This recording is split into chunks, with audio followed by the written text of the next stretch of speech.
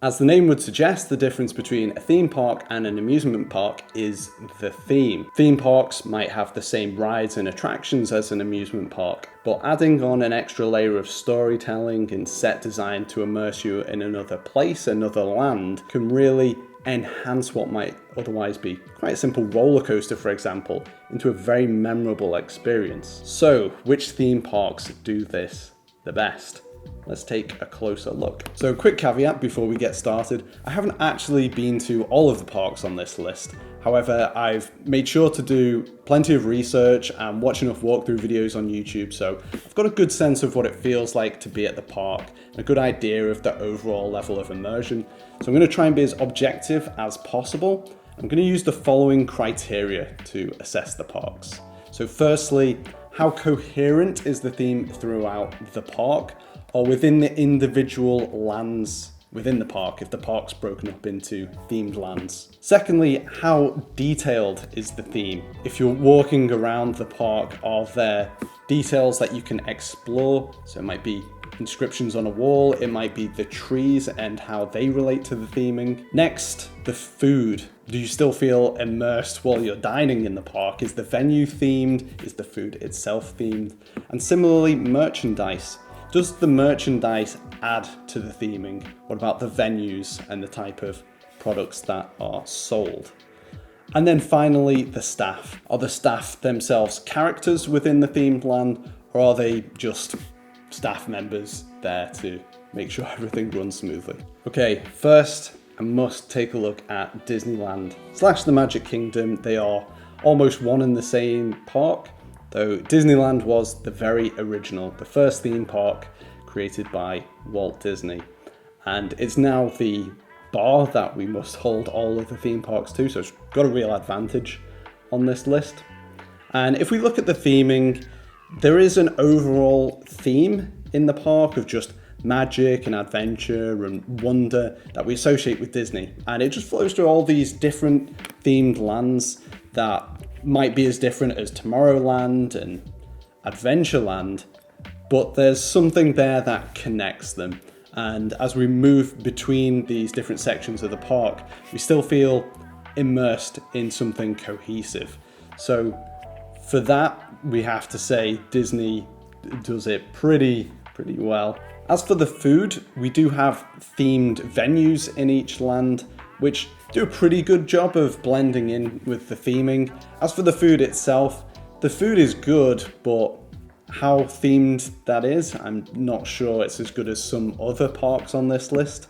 Similarly with the merchandise, we have stores that blend in pretty well into the parks. However, the merchandise itself, I know it's Disney merch, which is pretty good, but it does break the level of immersion, I would say, at times. When it comes to staff, we've got to put Disney at the very top.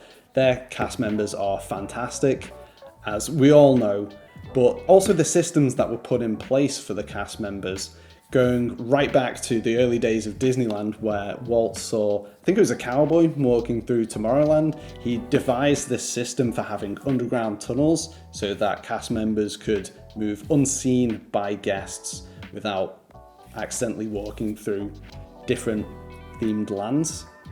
So based on all of this, I've got to give Disneyland / the Magic Kingdom the S ranking. As I said at the beginning, it is the theme park that began it all, and it really sets the standard. One thing that I am concerned about is this IP just creeping in and being shoehorned into the parks. So an example of that would be the Lilo and Stitch ride replacing Alien Encounter in Tomorrowland. I feel like that is really just detracting from the Tomorrowland theme. Correct me if I'm wrong, but I don't feel that works as well. But this park, it hasn't compromised the themed lands, and I think it's very much intact, and that was helped by a very clear initial vision for how the park should work. Sticking with Disney for now, let's take a look at Epcot. So Epcot has changed quite dramatically from the original vision.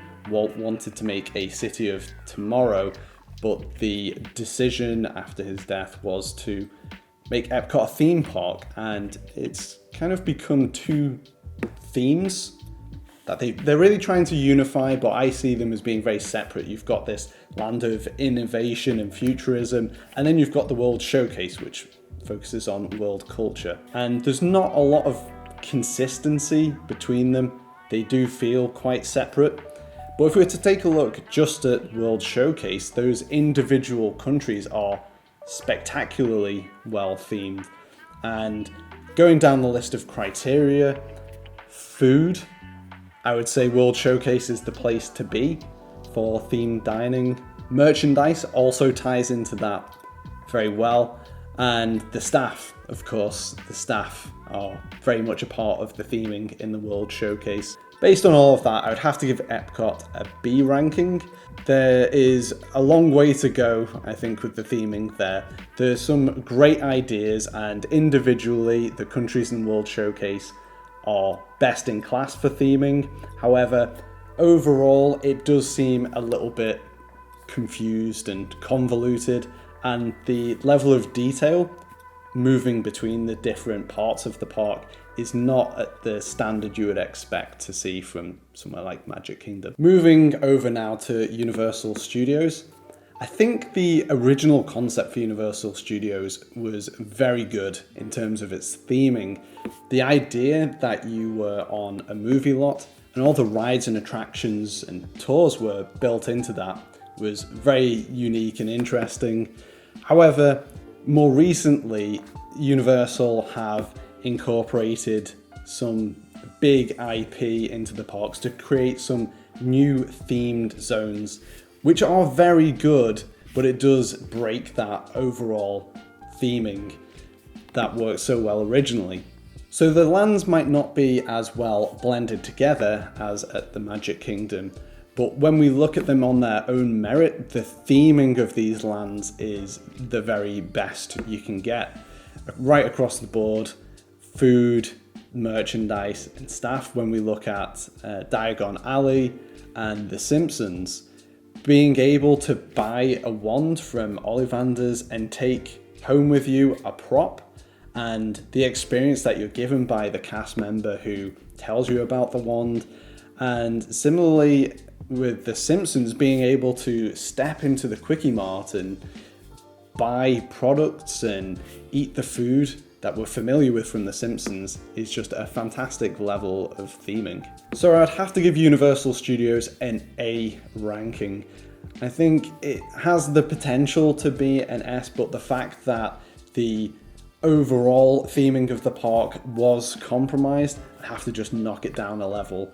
But it definitely has some of the best theming for those individual lands that you're likely to see anywhere.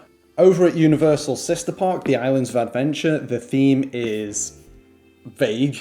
I suppose it's adventure, but I don't really get a sense of something that unites all the different themed lands together. And they are very different. There are some that do the theming exceptionally well, like Hogsmeade, and then others that are not as good, like Marvel's Superhero Island. The Incredible Hulk Coaster, for example, is one of my favourite attractions at the Orlando parks. However, the theming and level of immersion is somewhat lacking, and I just can't help but wonder, how might Disney do that better? So I'm going to give Islands of Adventure the B ranking. I believe there are parts of the park that are up here and other parts that are not down here, but about there somewhere. So it falls somewhere in between overall as a B. Hopping back over to Disney, we're now taking a look at Disney's Hollywood Studios, and it's similar in concept to Universal Studios with this magic of the movies theme to it, but it has some of the problems of the Islands of Adventure, where you have themed lands that are phenomenal and theme lands that are really quite subpar. At the phenomenal end of the spectrum, we have Galaxy's Edge, which intends to immerse you entirely in the universe of Star Wars, and I'm seeing some parallels here with the Wizarding World of Harry Potter, especially if we look at the experience of building your own lightsaber. I can't help but compare that to choosing your own wand at Ollivander's. So someone, I think, is taking cues from someone else there. But it works and it all adds to the experience of being in this other world. When it comes to staff, it really doesn't get much better than Galaxy's Edge, does it? You have cast members playing stormtroopers and members of the Resistance. If we take a look at the not so good end of the spectrum at Disney's Hollywood Studios, we have Toy Story Land, where it's just lacking across the board when it comes to attention to detail, food. Merchandise, I would say, is probably its one redeeming feature, being able to buy the toys from the Toy Story films.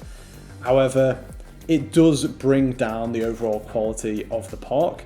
So you've got, I'd say, lands like Toy Story bringing down the quality slightly, but then Galaxy's Edge really pushing it up. So all in all, I would have to give Disney's Hollywood Studios an A ranking.